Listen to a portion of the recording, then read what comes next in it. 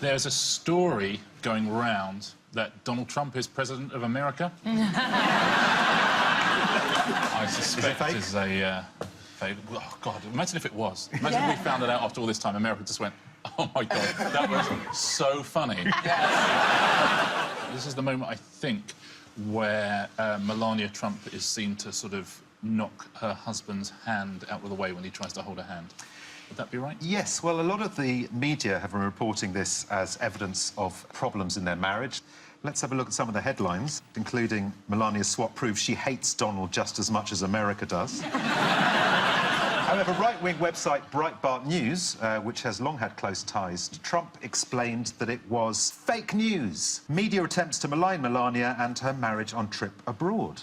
I mean, no one is maligning Melania. We have a lot to learn from her. This is an innocent gold digger who got caught up in the game. She didn't want this. And I feel as sad for her as anyone. I mean, her problem, I think, is she went too young. If he's still eating solid foods, he's too young. You want him, like, so that he's just one line of coke and a vigorous hand job away from you getting a $20 million summer home.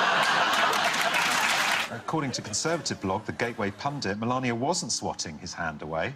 It was, in fact, a low five. And Conservative radio host Russ Limbaugh said it was a modified fist bump. That's just the way a relationship looks after you've been with someone so long. It's just like, oh, don't touch me. I spend enough time with you as it is. That's the look of real love. That's all it is? Yeah. Real love on the carpet. Either that or she didn't want to look like his carer by holding his hands. Also, any time you do hold his hand, your fingers must come away look like you've been eating Wotsits. Sort of dusty. Yeah, dusty and orange. Yes, orange dust from the tangerine sex pest. Yeah, and she's wearing white. She can't just go like this after that.